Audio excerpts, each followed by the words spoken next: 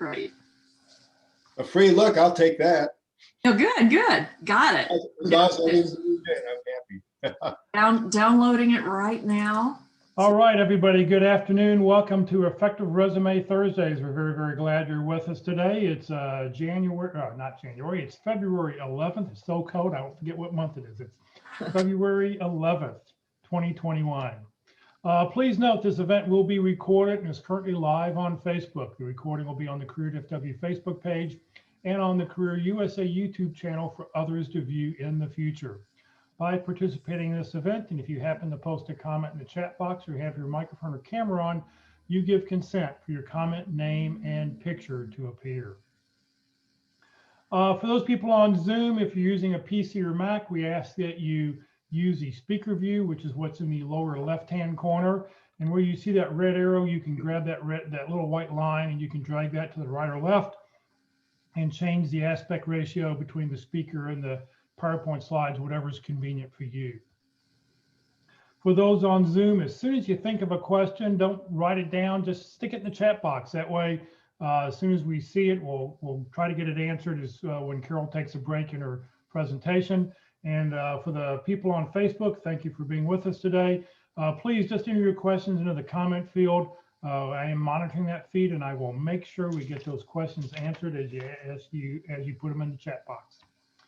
Well, good afternoon, everybody. My name is Jeff Morris. I founded Career FW back in 2008 to help those in the Dallas-Fort Worth area in their job search. In 2012, I started CareerUSA.org to help people outside the Dallas-Fort Worth area. I've written a book called What I've Learned About Your Job Search That You May Not Know. It's available on Amazon for $15. And if you live in the Dallas-Fort Worth area and you want to take a drive, not in the next day or two when it's icy and rainy out, snowy out, but if you'd like to, you can, if you drive by the house, you can throw $10 out the window, and I will attempt to slowly, if you drive real slow, throw a book back into your open window. Since 2007, I've been facilitating and leading the North Dallas Plano Career Focus Group. The group's been around since the late 1990s. I will tell you about our upcoming program tomorrow at the end of this session. We have a great program coming up tomorrow. And since 2017, I've been a member of the practice interview team. At the end of this presentation, we're going to pick two winners to win a 1 month of unlimited use of jobscan.co. Someone has donated some licenses for us to use. So if you win today, you will be able to use it during the month of March. So during the 31 days of March, you can use JobScan. That's a great way to take your resume and a job description, put them both in and see what it says, how close you match, a little bit like an ATS system. All right, our speaker today is Carol Burkell. She's a certified professional career coach. She's been with us for most of our sessions we've done. I think this is number 41, 42, something like that of sessions we've done.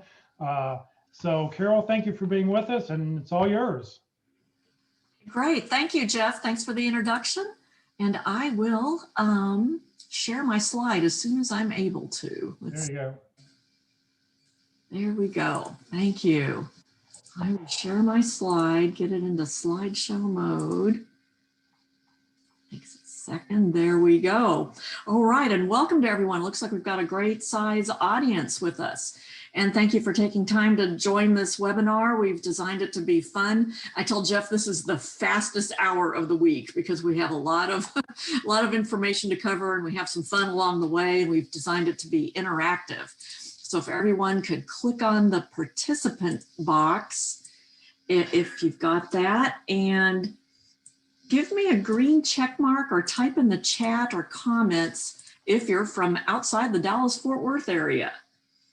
Yeah, we'd like to make this interactive, and also click on the chat box and I'll do the same.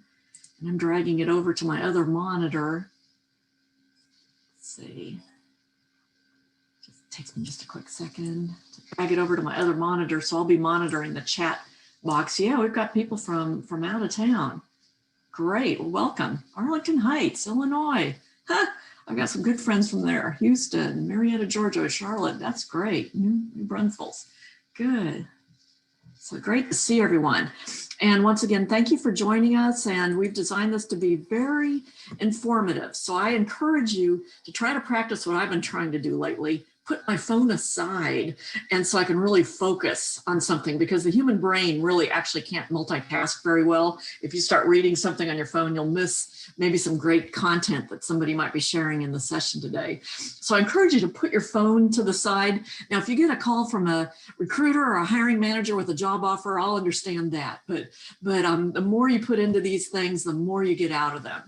And to get everyone warmed up with the interactivity of the session, I'd like everyone to go into chat or comments and type in your thoughts about what's the difference between a resume and your profile on LinkedIn. What are a few words that come to mind? There's no right or wrong answer. Just type in your ideas about what's different between a resume, resume document, and the thing that's on LinkedIn. Good.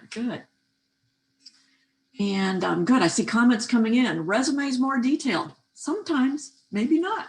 I've actually heard recruiters encourage you to put as much information on LinkedIn. And in that about section, list every single possible keyword, key skill that a recruiter might be searching for. So actually you want to load up your LinkedIn profile to make it easy for recruiters to find you. I may not have time to read all of these. Let's see.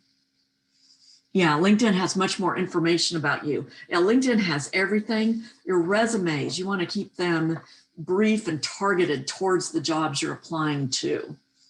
Okay, resume gets you an interview. LinkedIn is marketing for you. Yes. Format, yeah, format's different. Okay, good. Perspective. Resumes are targeted. Yes, you want to target your resume to the jobs, and we'll give you examples of how to do that. And when you see me looking over here, I'm just looking at my other monitor to the chat box. LinkedIn is more of an enticing commercial. And LinkedIn, the text can be in the first person, where you don't want to do that on your resume. Good. Yeah, on LinkedIn, it's okay to say, I believe in this, or my mission is this, or yes. Okay, good. Or general, brief. Yeah, resumes are brief. Okay, good. Excellent.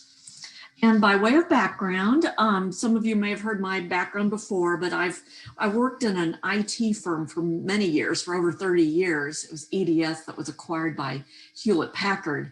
And I worked in a variety of different roles: system engineering, project management, sales, HR, learning and development, a lot of different roles. And throughout all of those roles, I was a hiring manager, and I mentored other hiring managers. And then I took early retirement in 2012 because I wanted to gain experience as a recruiter, so I could really learn how the recruiting industry works. And I had this hope of gaining insights. So if I finally became a career coach, I could use those insights.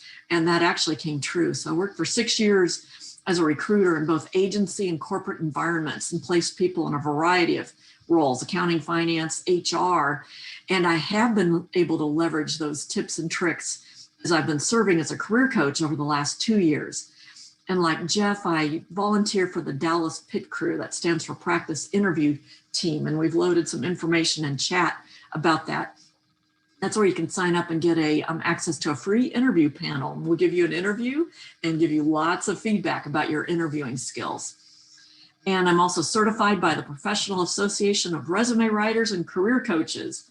And to do that, I had to take a 70-question essay test. And that might sound terrible, but I thought it was fun. So I guess I'm doing the right stuff because I found it was fun.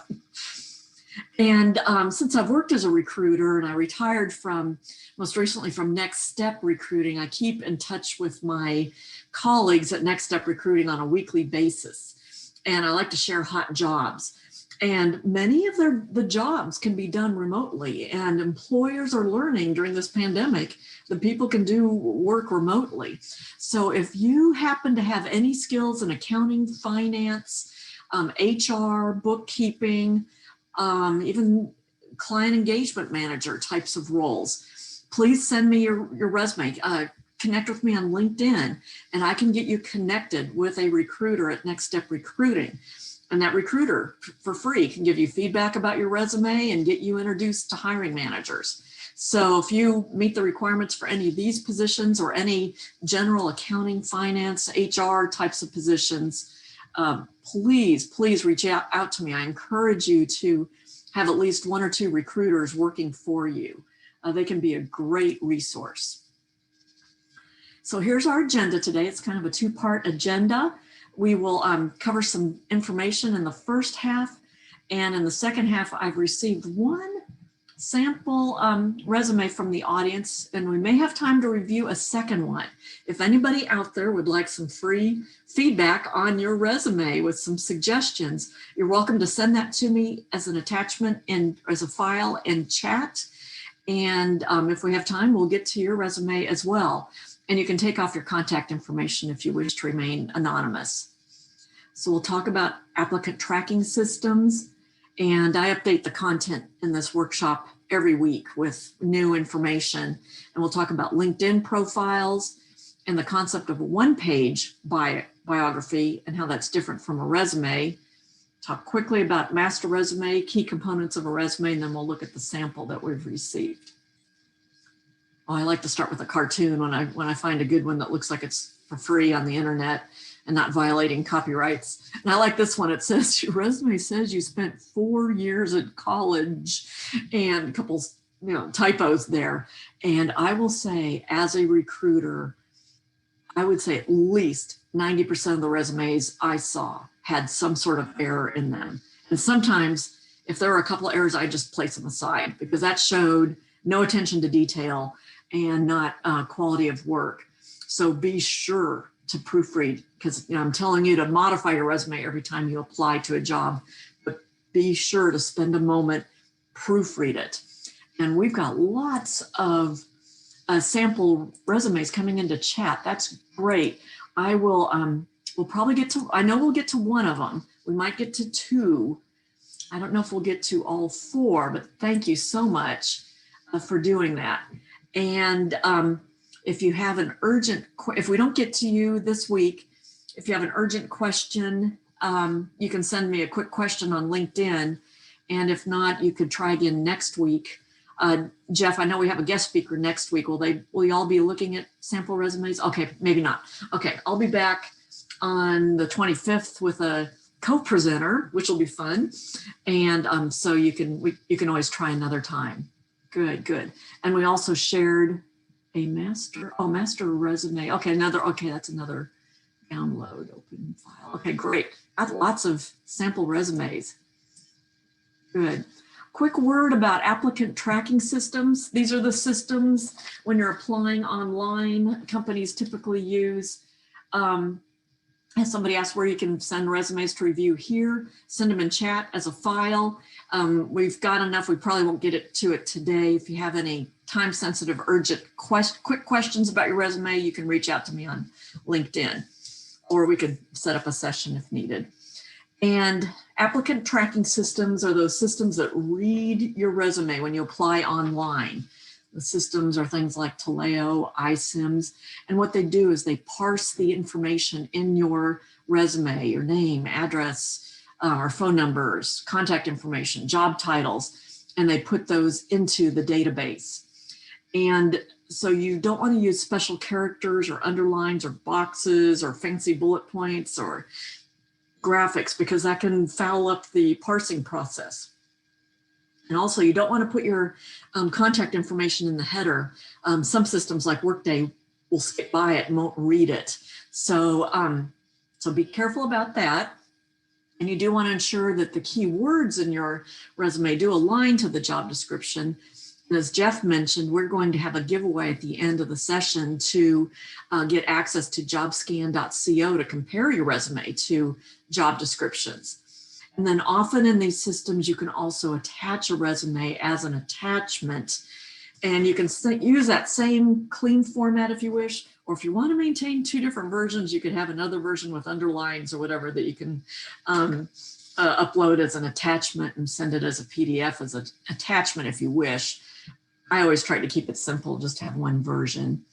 And then you can attach cover letters if you wish. Just don't spend a lot of time on those because they often don't get read. We don't have time. We have, as a recruiter, when I had 300 people applying for a job, I might look at the top 20 and click on them real quick and look at the resumes and spend about 5 to 10 seconds on each resume. Didn't have time to click on the cover letters. Okay. And then regarding these ATS systems, you might hear conflicting information about the various systems because they are different. Each system is different and each company may implement it differently. So just keep the big picture in mind and just try to upload a resume that doesn't have any special formatting. And if you have the opportunity to review the data to make sure it got parsed correctly and take a quick look at it. And the most important thing is to contact a person. And I like to ask this number. We have some new people here. I'll ask it again. When you apply online for a job application, what do you think your chances are on a scale of 1 to 100? What do you think your chances are of getting called for an interview? If you just apply online and you just sit back and hope to get called. Oh, good. A lot of people have heard my number. Yes, it's 2% statistically. And I would say that's true based on my experience. So the big rule about applying online is to, make sure your data gets read, but then contact a person. And that will increase your chances upwards to maybe 50%. First suggestion, if you know somebody at the company, send your friend an email and say, wow, I just applied at your company for this job requisition number and I meet all of the requirements specifically, and mention a couple things.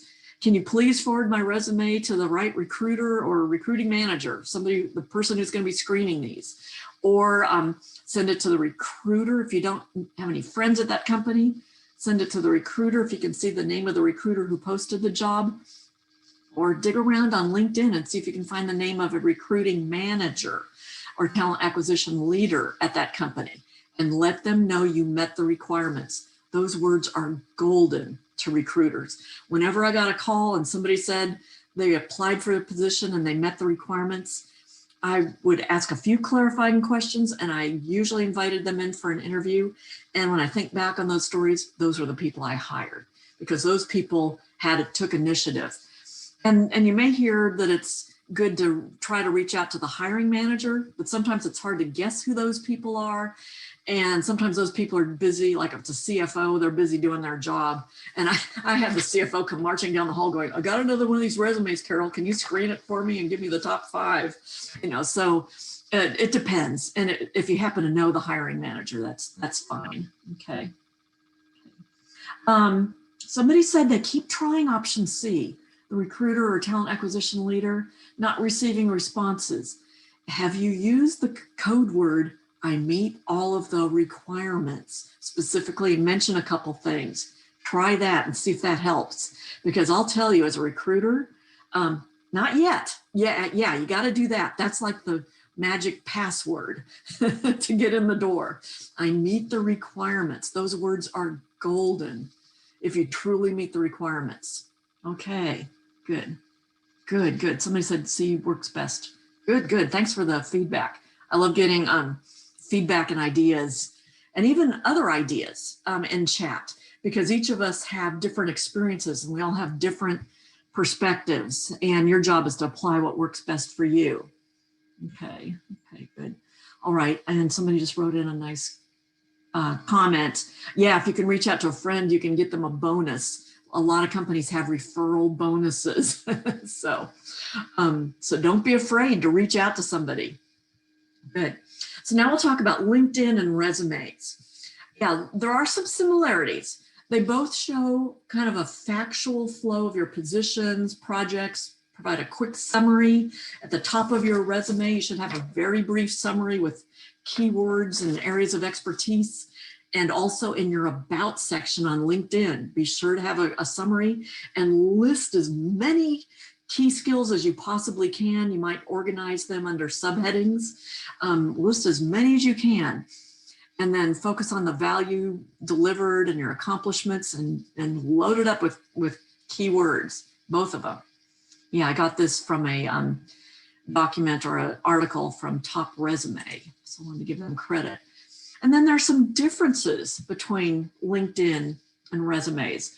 And if anybody has any comments, feel free to put these in chat. Differences.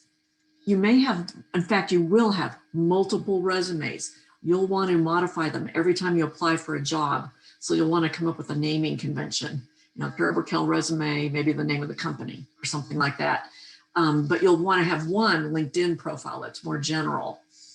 And your resume is more formal tone, written in third person, or on LinkedIn, it's a social media platform, so more social, and even first person is fine. Needs to be targeted, advised to include all jobs held. Yeah, we'll kind of talk about, when we talk about the formatting of your resume, whether to put all jobs. Sometimes I put previous relevant experience with some jobs. So we'll show you a couple of examples that may answer that question. How many recommendations should you have per job? On LinkedIn, I say a total of 4 or 5 recommendations is a good number. If you have more than that, it almost looks like you're loading it up with all your buddies. So I don't know. Not necessarily 4 to 5 per job, but right. You want to have 4 or 5 total, and you probably want to have, if you can, 2 of them that are within the last 12 months. Good. Thank you. That's great clarification, Jeff. If I see somebody has 30 recommendations, I'm like, oh, they just sent out a message to all their buddies. So I kind of take that with a grain of salt. But if you have 5, and if you've given 5 or 6 or 7 recommendations to other people, that shows that you're generous. And that to me, I look at that as well. And yeah, no need to include references or references available upon request on your resume. Good. And then one thing that I spend a lot of time with on people when I'm coaching them is your profile. So I just wanted to show this really quickly. You do not want to put photos on a resume, which is a job application document. There have been some employment law issues and some lawsuits related to that. But LinkedIn is a social media platform, so it does look more complete if you have a good photo. And I've read some studies that when a recruiter is searching for people on LinkedIn and they do a search and 10 resumes appear on the screen or 10 profiles appear on the screen, their eyes tend to go to the ones that have a white background first, or they're more drawn to those. And also I find that if the background lighting is natural lighting with more fresh natural lighting, it looks fresher. And also I find as I age, natural lighting looks better. So I'll share that as well. So I just wanted to share these. These are a couple of friends of mine, and they gave me permission to share their photos because they're a couple of good examples. One more tip that you really need to consider: the photo on. Think about on your LinkedIn profile that your photo is in the left side of the profile. So do you really want to be having your shoulders facing away from your profile? So that's why I like the picture on the right better, because all your data is going to be from there down to the right and farther down, where the lady on the left, she's facing away. All of her data is going to be behind her. So just another little thing. I mean, you can always just quickly flip the picture using Photoshop. You can, yes, you can flip the photo over, but you probably want to be looking in towards your data, not away from your profile. Oh, that's cool. That's a cool suggestion there. So good. Thank you for that. So just wanted to share these, and then also be sure to have a cover background. I think she had the default. I recommend having a cover that looks much more polished. Pick something related to the work that you do or something professional looking. Good. Okay. And then also I wanted to spend a moment on one-page biographies. And these are different than resumes, which tend to be more like 2 pages. And there's a good chapter about this in the book Be Sharp by Mina Brown. There's a whole chapter about one-page biographies. And this book's available on Amazon Prime free for Kindle. And we've also loaded a sample in chat. And a resume really kind of signals you're looking for a job, whereas a bio can be used for informational interviews when you reach out to somebody for just advice on your career and you want to just share some information about who you are. A resume provides more details. It's a job search tool, and everybody has a resume, but a bio really focuses more on your major accomplishments of your career, and it can be used in a variety of places. And in the past, these were tended to be used by more senior people, but I'm starting to see in my career coaching practice, a lot of people are wanting to use this tool. And can the bio be called a handbill? Sure, it's kind of a marketing document. That's fine. Good. Okay. And yeah, Mina speaks at places, so thank you for that, Mike.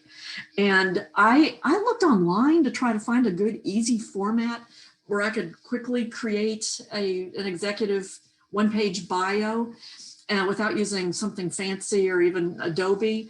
And one of my clients was using this format in Microsoft Word. So I asked him if I could borrow it. He goes, sure, because he was getting great feedback about it. So I just borrowed it and plugged my information into it. And we shared it in chat in case this is useful for you. And anytime I show this to one of my clients in my coaching business, people love it. And they take it and make their own, put your own picture in it, your own keywords. You need to flip your photo over. Oh, okay. Basically, I never thought about that. Yeah. It'll look funny if I'm backwards. I need a new picture anyway. I always change my hair. So that's funny. Yes. And then some keywords. I will do that. Yeah. And I'll flip that other girl's picture to my other friend's picture. Yeah. I think you can do it with just the image flipper. Yes. And then you just have your background information.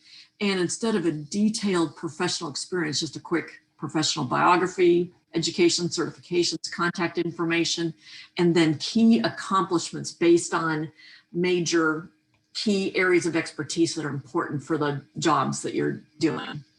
So this is kind of fun to have this. Good. And then Jeff, would you like to share your words of wisdom about the concept of a master resume? Okay, master resume. Make it easy on yourself. You probably have, over the years, you've got many resumes that you've put together. I happen to have a file that has my resumes back to way too long ago. And make yourself one master resume that could be 10, 15 pages long that has everything you've ever done since high school. And if it was a co-op in high school that's relevant to what you do, include that data also. And you put in all the addresses and managers' names and all the dates, everything. And then when you actually see a job that you're interested in and you want to apply for something, take that master resume, save as, and then start eliminating everything that they don't ask for in the job description, because you want to make it easy for that recruiter. If that recruiter only spends 7 to 10 seconds looking at your resume, you want to make it so easy for them to go, yep, this person's done, this is what I'm looking for. Yes, I'm sure everybody here has done a lot of great other things, and those may be things that you can talk about when you're in an interview if they ask about for some stories, but you want to just focus in and just tell them what they want to know. Great, thank you. And then obviously we'll be sharing some information about the targeted resume, but I really like this idea of a master resume. And somebody asked a question, should your or can your bio list all the companies you work for? And mine goes all the way back 38 years. Now, if it's a lot of companies and it takes up too much space, you may not want to. So, but I don't know, it depends. It kind of depends. If you have a lot of companies and they're big names that you want to keep, you could shorten this background section, in half or something and give yourself more space. So it kind of depends what you want to emphasize on your bio. I did go back all the way on mine because most people know I worked for EDS a long time. Okay, good. So thanks for those questions. One quick question for people. If everybody could go into chat or comments, if you have a one-page bio, either if you have one or if you think you might want to create one. So interested in your feedback about this one-page bio thing. Yeah, somebody has one. Good. Want to create one? Yeah. It's good, great for networking. When you don't want to have it scream, I'm looking for a job. Do you have a job for me?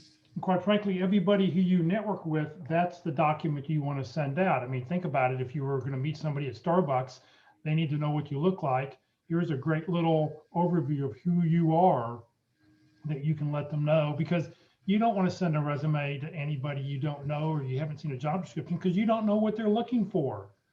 Mm-hmm. Yeah, good. Yeah, lots of good feedback here. People are either saying they have one or they want to create one. Great, good. Good. Yeah, I get extra points in this series if people start creating. No, I don't get extra points. I tell you what I will do. I will go and find the link for Minna Brand, who talks about the one-page bio. There's a YouTube video, and I'll post the link in the chat box here in just a couple seconds. Yes, yes, that's great. Good. And now we'll quickly kind of review characteristics of good resumes. I know we have people that have attended this session in the past, and some people are new, but we'll go through this. Okay, how should it look relative to your About section on LinkedIn? Okay, the About section on LinkedIn, you want it to have your contact information first, then a small paragraph about yourself, and then a list of all your key skills, just bullets organized. So that's what that should look like. And then we've shown you what the executive bio looks like. Okay. Post a one-page bio on your LinkedIn profile. Yes, you can do that. You probably don't want to post your targeted resumes, but your one-page bio. Yes, great idea. In fact, I should do that. Good idea there. Okay, good. So characteristics of good resumes. Really the goal of the resume is to make it easy for the ATS system and for human beings like recruiters and hiring managers to see quickly that you're a good match for the job. So how do you do that? Formatting, lots of white space and keywords. And the overall length, the sweet spot for a resume is about 2 pages. There can be exceptions for highly technical jobs, or if you require a lot of certifications or publications, higher education, government. But the sweet spot, when I ask resume or recruiter friends, they say 2 pages. And number of years. If we have a, do we have a polling question on this? And I'll put, yep, let me pop it up here. if you do. Okay, I'd like your feedback on this because, again, when you hear about resumes, everybody will have different perspectives, you know, what works best for you. And I'm curious, how much experience do you show on your resume? For those on Facebook Live, you can just type in A, B, or C. You know, do you show all of your experience, A or B? Do you show only the most recent 10 to 15 years, or C? Do you show details about the most recent experience, plus have a section with prior relevant experience and list the companies that you work for? And I will say, when I was looking for a job at the age of 59, believe it or not, I showed all my experience. So I did A. It worked for me because everybody knew I'd been at EDS forever. And so when I was networking with people I knew, and I got a job. But I don't know if that works for everyone. B, when I was a recruiter, most of the resumes I saw were letter B, chopped off after 10 years. And they looked chopped off because the roles were director, VP, and I'm like, didn't you have experience prior to that? What are you hiding? And it would actually cause confusion in interviews because I would ask a question, tell me about a time you managed a challenging project. And they'd say, well, when I was at IBM, I led this. And I'm going, wait, it's not on the resume. They'd say, oh, that was so long ago, I just didn't include it. And it would just cause kind of confusion. So I found, as a recruiter, I like to see option C, and most hiring managers liked option C. And this is where you list more details about your more recent jobs, then have prior relevant experience, and then you can list the company names that are relevant for the jobs that you're applying for, and you can just list the job titles. And you don't have to put the dates. It's not a legal complete document. In that job application, you may have to, but on the resume, you don't have to. Okay. Okay. That was my last job for 24 years. Yeah, good for you. That shows longevity. You say, so you list the company name, no dates, but you list your titles? Yes, for that prior relevant experience, you can. Yes. Okay. In your past, yeah, like Arthur Anderson. Yeah, definitely include that. Because that would be considered not big 4, but back then it was like big 8, big 10. What was that, Mike? We have a template we're going to share here in just a little bit that has all this information on it. So you'll be able to look at the template and get that. Yes. And then often I get questions about how to fill a gap in a resume, especially now. I see a lot of people that may have gotten laid off in 2019 and COVID hit in 2020. So a pretty big gap. And so I encourage people to get out there, you know, as you're job hunting, do some community leadership, do some consulting, maybe do some continuing education, get a certification that would be good while you're doing your job search. and then add a few bullets. And you can also use this to fill gaps, between jobs as well. And if I were filling a gap on my resume, recently, I would put something like community leadership and consulting. Now, if I only did one volunteer activity over the last year or so and one consulting gig, that would be kind of stretching it. But I actually did, serve as a panelist, or I still am panelist for the pit crew week after week after week. And sometimes I do 2 or 3 interviews, and that takes, some preparation work and often follow-up work. So if it's significant work that you can put as a bullet point on your resume, that's good. And then if you provide consulting services, even if it's for a church organization, a local nonprofit, you could do that. So I encourage people to, work in a office for a friend or a church or something, and do some consulting or bookkeeping or something. Okay. You want to list your job titles so search engines can catch it. Yes. Okay. Yeah. And somebody says they get good comments on the resume, the fact that they participate in the pit crew, because that speaks a lot about you, because you're in a situation, you're looking for a job, but at the same time, you're also giving back. And that speaks volumes. So now we'll cover these key components of a resume. You might have some other components like publications or certifications, but these are some of the key components. Of course, you want a heading with your name and 4 types of contact information. Recruiters want this information: phone number, closest major city, and email, professional looking email, not carollikeskittycats.com or something like that. And your LinkedIn. Don't make it a hot link. That'll send Workday ATS system into a tailspin. Just type in the text for what your LinkedIn profile ID is, and no physical street address. And then your summary profile. This is my favorite section of a resume. This is where I can see, okay, what kind of person is this? It's not your objective that you're seeking, a position where you can grow or whatever. This is who you are, using some of the language and keywords that's in the job description for what you're applying for. So you want to modify this every time. The summary statement should only be 3 lines, because nobody will read any more than that. Areas of expertise, 9, it's kind of the magic number. I've seen some jobs, especially like financial FP&A jobs, financial analyst jobs that require a lot of key skills, sometimes 12, but 9 is kind of the magic number there. And you want to modify these for the jobs you're applying to. Those top 3 in the first column really need to align with the key skills required for the job. And then an optional section, I see especially salespeople and other people that work in jobs that have a lot of targets, where you can show quantifiable goals and targets and accomplishments. Sometimes have a key kind of career accomplishment section, summarizing your accomplishments over your career. And then your professional experience section is very important. Needs to be very easy to read with your dates right, justified. And your verbs need to be parallel. This is so important. Your past jobs in the past, everything should be in the past tense. Don't mix it up with present tense or ing or verbs that end in s. Keep them all parallel. I have seen hiring managers throw away resumes where they're all mixed up. Now, it's a little trickier if you're currently working. You can put everything in the present tense, but maybe you had one big achievement and that would be in the past tense. I kind of put that at the end, or maybe first, just so it doesn't look like it's a mixture. So current jobs, it's a little trickier, but past jobs, you need to keep your verbs parallel.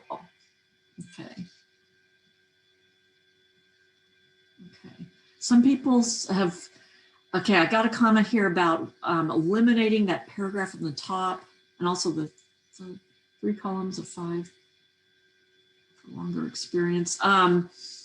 The problem with that is that means you're good at 15 things, which means you're a master of everything, and you don't master it. You know everything, but you don't.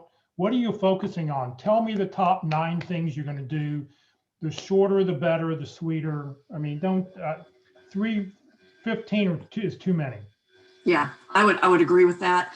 And also when I have seen resumes with just bullet points at the top, I'm like, it looks unfinished to me. And that's just my personal opinion.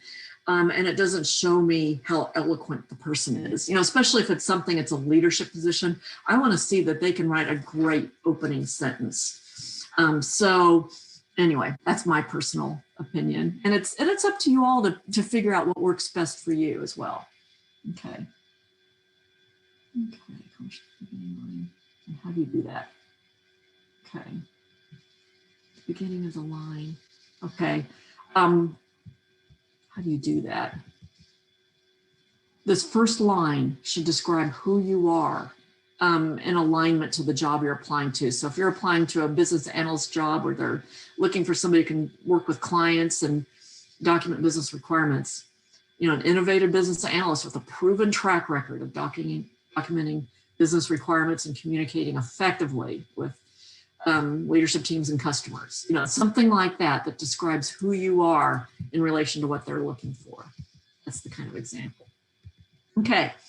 And then for each job, you don't want to have 10, 15 bullets because nobody's going to read those. You want to limit it to maybe 3, 4, 5 bullets per job. They should focus on results, not sound like a job description. And I'll show you how to do that. And that's by asking the question, so what? And this is an actual example of somebody else coaching recently in the marketing industry. And she had a good bullet, guided the next phase of brand evolution for this artist. That's kind of cool. And then she used some words. Okay, yeah. But I asked, so what? What was the outcome? What was the result? What did you accomplish? She goes, well, this increased the business opportunities for my client, and it led to 10 new commissions for this artist. And so that gave her ideas for a stronger verb to use at the beginning of her bullet point, focusing on the accomplishment. So she rewrote it to say increased business opportunities, including 10 new commissions for my client based on developing. And then she tweaked the wording a little bit to align more with the keywords that the job description was looking for. And she did use social media and a PR strategy. She just hadn't used that wording before.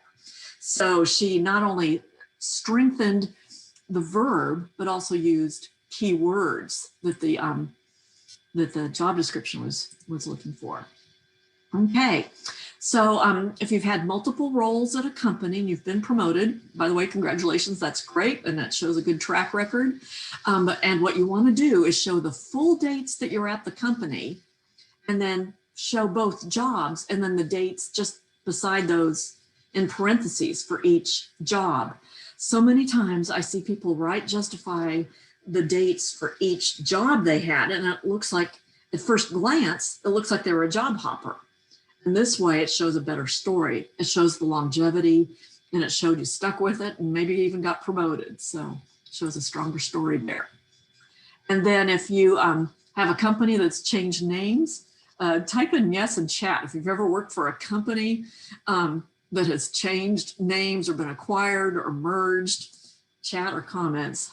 Yes, yes, Yeah. yes. Okay. My resume has one position started out with X, Y, and Z Corporation. The contract was bought out by Y, and then Y was bought out by G. And in the middle of all this, I'm like, I haven't moved my desk an inch, and I've got 3 separate job titles with 3 separate companies. So Yes. I basically put the task, who the actual end customer was, and then da-da. That's great. That's like there's no way I could put that as 3 different companies. Yeah. I was at the same desk doing the same thing. I might list that as a third option. Yeah, because one option is to give the current name, and see, when I retired from HP Enterprise Services, I put Hewlett Packard Enterprise Services, formerly EDS, or I could have said EDS acquired by HP or Hewlett Packard in 2008, or I could have said DXC, formerly EDS Enterprise Services or something. Yeah, something like that. So, okay, didn't GM? Yeah, GM owned EDS for a while, but we still call ourselves EDS. Interesting. Yeah, I've spent a lot of time up in Detroit. My age is showing too. Yeah, I got the call at 2 in the morning when it was the deal broke because I had to go into Mort Meyerson's office the next day and help him send out the email to the employees. That was my job as a system engineer back then, uploading data into the email system. That's a little fun fact about Carol. I thought Perot Systems owned EDS. No, Ross Perot. Okay, we're going down a rabbit trail here, but Ross Perot started EDS. I owe my career to him. And then he left after the GM deal. He left and then started Perot Systems. Yes. And Walt was my first leadership instructor. Okay, we could go on and on. Yes, Walt Glass. Yeah, great leader there. Okay, education and software skills. So you do want to include your education and software skills that align to the job that you're applying to. And if you don't have a degree, don't say bachelor's if you're in the bachelor's program. Just put the school, city, state, and your major or area of concentration, and then maybe the number of course hours. Okay. And then we've been talking multiple times about aligning your resume to the job description. And I highly recommend this. This is one of the most important things you can do is before you apply online, study the job description, highlight, annotate, print off, or whatever method works for you. Study the job description, look at the keywords that they're looking for, and be sure you're echoing those in your resume. And don't make up stuff, but echo the things that you have. And you should apply for jobs where you meet 80–90% of the requirements. Good. And we've loaded the sample resume format. It's actually a full-blown 2-page format. And we've, Jeff and I have kind of updated it over the last few weeks based on enhancements we've made. I'm just showing a simple version on this slide. So be sure, and especially look in the section that might be called requirements or here's what you bring or qualifications. What are they looking for? If they're looking for Agile, Scrum, and you've got that background, list it. If they say Microsoft Office, put it down there. You'll get more points that way. Visual Studio, put it down there. Yeah, so yeah, thank you, Jeff, for highlighting those. So, okay, so that's important. So if you have any questions, type them into chat. And we do have time now. I'm going to stop sharing my PowerPoint and we will look at the sample resumes we received. Let's see if I can remember the first one. I think I do. Remember which one was the first one. Try to do first come, first serve. And thank you for sharing your resume. This is everybody's kind of favorite part of the session. I'm going to try to put on my chat box. Oh, good. 9 times out of 10, Zoom throws me out when I turn on my chat box when I'm doing multiple things at the same time. Okay, so thank you for sharing your resume. What I'm going to do is I'm going to scroll down the resume, let everybody in our audience take a quick look at it. And I'd like for everyone to go into chat and type in a few keywords about things you like about it. And if you see any suggestions for improvement, feel free to type those in. So there's contact information, the summary section, professional experience. Okay. I more recently changed the dates. I used to have month over month, but I've been out since January of last year. So I wanted to not necessarily mask it, but just change it. And I've also cleans it up. Yeah, yeah, resume is not a legal document. In your job applications, you may have to fill in the months when you go online, but it makes it look really clean. And you're getting lots of and big comments about easy to read. Okay. Okay, good. So I'm going to scroll through here. Okay. Previous experience, okay. Background, and that all fits on 2 pages. So good job there. Yeah, overall, it makes a good, positive, professional, impression. And these hot links will throw Workday specifically into a tailspin. So you'll want to put those as text. Is it really necessary to say greater area? I mean, wouldn't you just want to put Charlotte, North Carolina? I mean, I don't know. Maybe, I don't know. I don't live there. So I've heard different things like Atlanta Metro. Atlanta means Atlanta. And some people on calls have said, well, it's the broader. If you're really outside of it, then there's another drop option to put the broader Atlanta Yeah. region, or what have you. That's fine. I mean, I not from Charlotte, so I couldn't really tell you. Yeah, yeah, I think that's a good creative way of dealing with that. Good. Okay. And somebody asked about eliminating, again, this open summary paragraph. So if we delete that and it just had bullet points, it's a personal preference, but I think it looks like something's missing. It looks like it's out of balance. And I don't get to see how well this person expresses themselves. I did change, the whole, we used to have seeking X, Y, and Z, Yeah, so. That's an objective. Yeah. Right. Yeah. But senior client relationship management professional with experience in the healthcare industry. That's a great opening statement, especially if you're applying for a healthcare. Do you want to say senior or experienced? Which word would you like better? Well, This is where I kind of wonder, does that title need to be there? Because that professional is either professional summary or you've got that first sentence there. It's like a duplication to me. Well, that senior client management professional should be whatever the job title that he's applying to. So if he's applying for a senior client manager, that's what it should say. Management isn't ever going to be on a job description. Manager will be the title of a job description, and you want that to match. Okay. Yeah.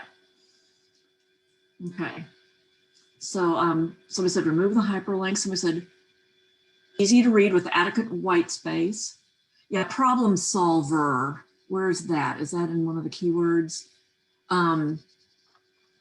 Yeah, tenacious problem solver. That is kind of one of those overused words that recruiters are starting to get tired of. Yeah, everyone should solve problems. Oh, true. Yeah, okay, hyperlinks, okay, 4-star rating. I think you need to take the space out above senior director, above and below. I think you can take take an extra line out of there. It sort of messes me up a little bit. Okay. I do like the description underneath there, though, underneath the title, telling us what the company does. I think that's a great addition. It helps frame who you're working for. Yes, and we've had that recommended.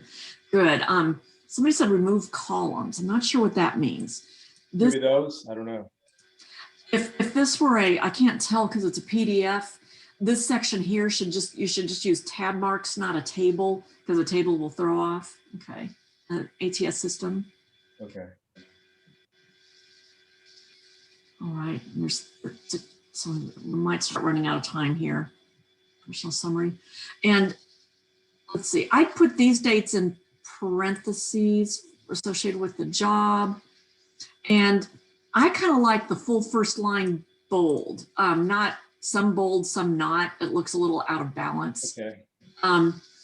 I think I would pull this over to be right justified. It looks a little funny to me to have this right justified. This is indented a little bit and this is indented a little more. I don't know. And then stars. Stars isn't probably meaningful to anybody outside that organization, so maybe take it off of that. Take the line, this extra space between that and the next line. Yes, take that extra space out. Okay. And then somebody asks, is 4-star rating, is that good? On a 10? 5 is better, yes. Okay, or maybe a top rating or something. Yeah. And nowadays, that's one of those things where you have to be careful about jargon because the person reading the resume may not have a clue what you're talking about. Right. yes, exactly. Healthcare, you probably do, because that's the quality that we're, even as lay people, we're going after the quality rating of our doctors.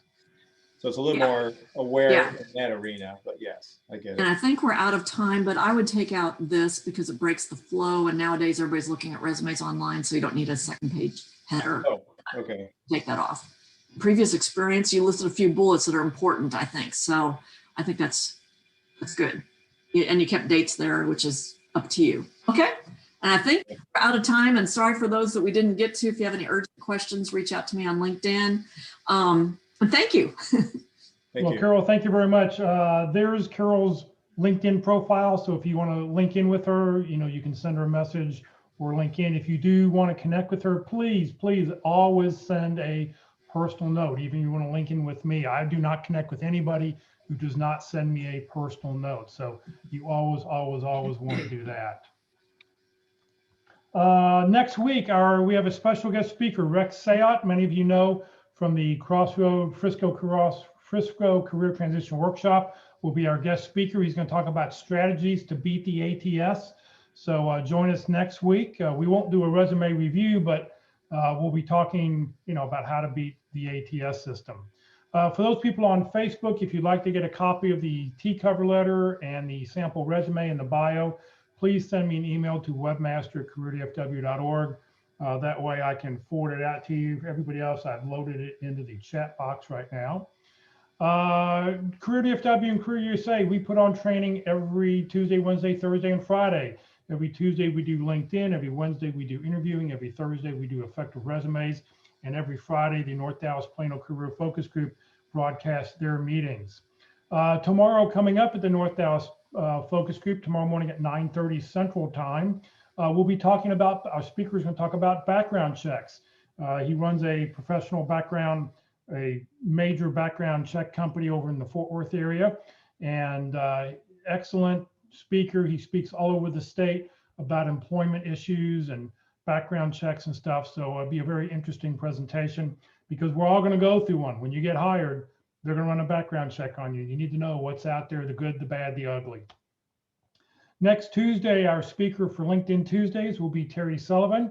He's going to talk about how to tell your key contacts who you are, what you do, and how you can help. This event will not be recorded, so you will not be able to watch it after the fact. You've got to watch it live. Terry does not allow his meetings to be recorded. Next Wednesday, for Interviewing Wednesdays, we'll be on session number 7. We'll be talking about how to discuss compensation. That question always comes up. What did you make at your last job? How do you talk about compensation and the circumstances around leaving your previous position? Why did you leave your last job? So if you have any issues, it's a great tool on what to do. And then, like I said, next Thursday, Rex will be with us, Strategies to Beat the ATS System. This session has been recorded. It'll be on the Career FW Facebook page and on the Career USA YouTube channel. Please check each page. Please subscribe to both, if you will. If you're not receiving emails about our workshop, please join the Career USA mailing list. You can do that by Career USA plus subscribe at groups.io. I'll put that email address up at the very end and leave it up for a little while in case you need to do something. Oh, Jeff's ready to go. He's ready to win the ATS lottery. Okay, well, just a second. The Career USA YouTube channel, here's what it looks like. There you'll see all the different titles there, effective resumes, interviewing, LinkedIn. Pick whatever title you want and then go underneath it. Don't click on the video, but click where the red arrow is. It'll say View Full Playlist, and that way you'll see a list of all the different topics that we've talked about, and you can select the video that you want to see. Okay, we'll skip that one real quick. All right, so everybody wants to win a 1-month use of jobscan.co. What we'd like you to do is please enter a number between 1 and 100 in the comment field, and the winner is the closest without going over. So we're going to play the Price is Right rules. Closest without going over. So I'll give everybody a second to get their numbers in. We're giving away 2 licenses. It'll be good for the month of March. Okay, it'll be good during the month of March.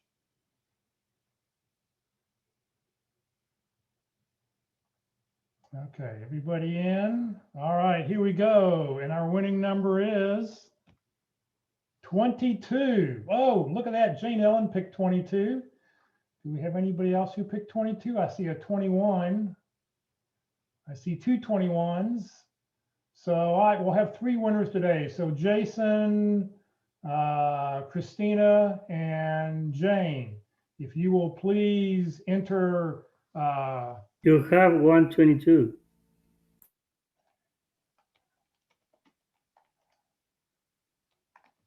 There are 2 22s. I think I just saw one. Jane Ellen. Yeah, I just see 122. So Jane Ellen is a winner. And then the 2, I'll take both the people who picked 21. So what I need you all to do is please send me an email with your email address. Well, I have it because you'll send me an email. Send me an email and I will get your name added to the list. So those 3 people, congratulations very much. Thank you. For everybody else, just remember Career DFW, we're a 501c3 nonprofit. We have no full or part-time employees. What Carol does, she volunteers her time every Thursday at 1 o'clock. What I've done over the last 12, 13 years, I've done just to volunteer to give back to the community. We survive on donations. So please consider, when you land your next great opportunity, please consider making a donation to help Career DFW. It pays for the Zoom account, it pays for the web names, it pays for the web hosting and stuff like that. So if you can, please help us out. So thank you very much for joining us today. There is the email address if you're not getting our emails. We put out 6 emails a week. Carol, thank you very much. And for everybody else, hopefully we'll see you tomorrow morning or one day next week. Thanks for participating, everyone. Have a great day.